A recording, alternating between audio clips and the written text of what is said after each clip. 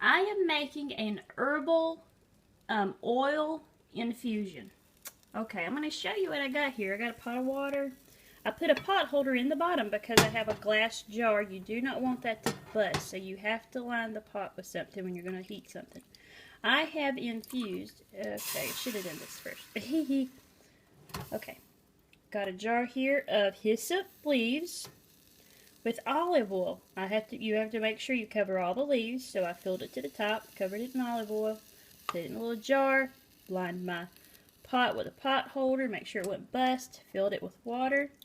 And then what I do is just to make sure the whole jar is covered, I just wet a rag, put over top of it, and then put the lid on.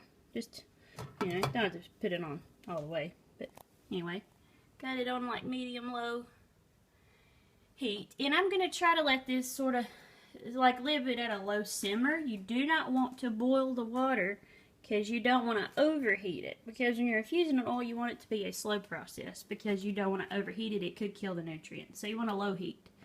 But you do want it hot enough to where it is going to infuse the oil. So what I'm going to do is take some hyssop leaves and infuse it into just plain old extra virgin olive oil. I get it by this big jug because it's good for at Costco's because that's easier for me.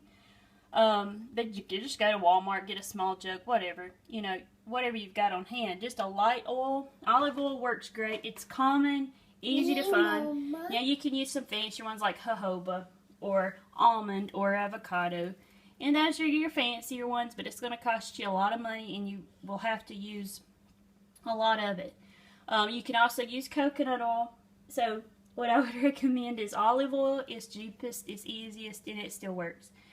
And what I do with this particular herb with hyssop is I have a dear friend who recommended hyssop to me. I didn't know much about it, but she uses it in a tea, and you can do it that way. But if you infuse it in an oil, you have it all year long to keep in your cabinet. And when you have a chest cold, you can rub a little bit of that on your chest. And the hyssop essential oil is not only expensive, but very, very strong.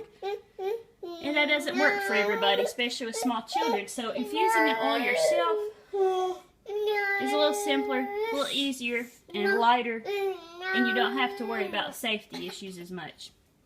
And it's just way easier to use. So if you find some hyssop leaves, that's what you can do, or any kind of herb that you choose. In this video now. Have a great day.